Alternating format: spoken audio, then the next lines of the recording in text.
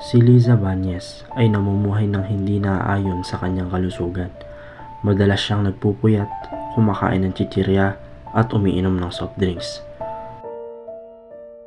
Na alam naman natin ng mga bagay na ito ay nakapagpadulot ng hindi magandang epekto sa ating katawan.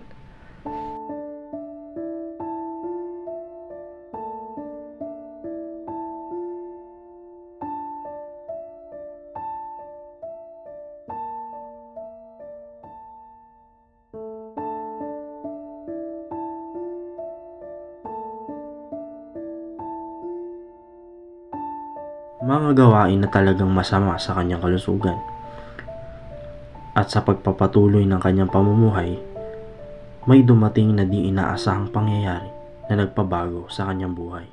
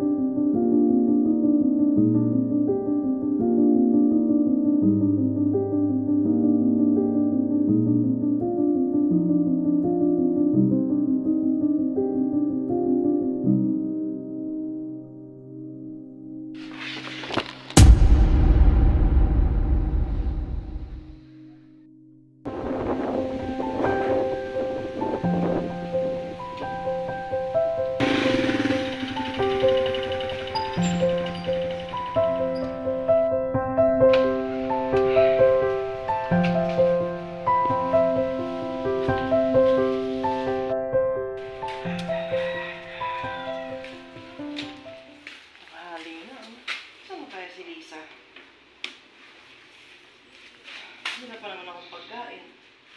Lisa! Gising na! Lisa! Diyos ko naman, tanghali na. Liza!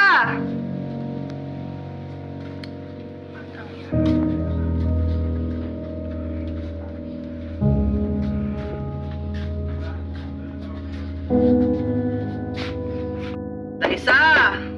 Buksan mo tong pinto! Liza!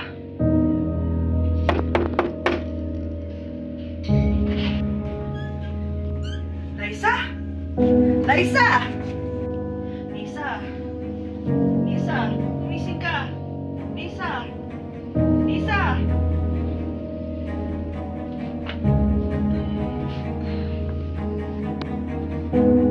Nadali ka na sa klinik. Bicycle!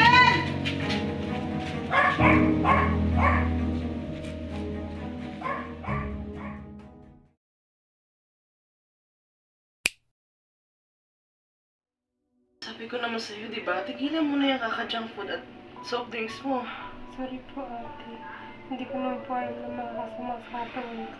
Nagpapakahirap ako para magtrabaho sa atin. Ba?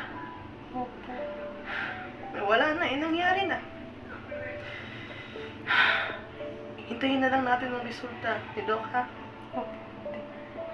Gagawa tayo ng paraan para maayos, ha? Thank you po.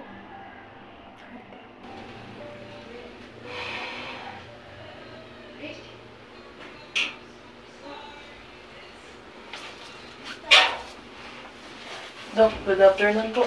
Good afternoon. Kamusta po ba ang kalagayan ng kapatid ko? Ayon sa resulta ng ginawang test sa kanya kanina, meron siyang UTI, mababa ang kanyang dugo. So, kinakailangan muna siyang i-admit for about a days or a week dito sa kanyang room. Magkano ho kaya ang magagastos namin dyan, ma? Hanggat maaari, huwag mo muna isipin ang mga charges niya dahil mas magandang maging stable muna ang lagay niya. At pag maaari na siyang umout dito sa room na to, ay tsaka natin pag-usapan ang mga charges niya. Sige po. Salamat. Maraming salamat po, Dok. Punta na ako sa kabilang unit. Sige po. Maraming salamat po.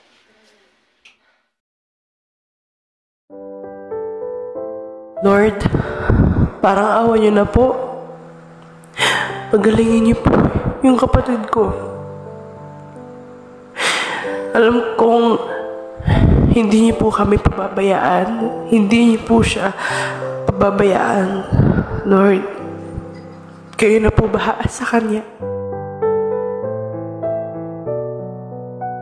Dahil sa panalangin at katatagan niya, patuloy siyang nagtrabaho upang may maipangbayad sa ospital. At si Lisa naman ay muling nakarecover, ngunit ngayon ay inaatake ng kanyang depresyon.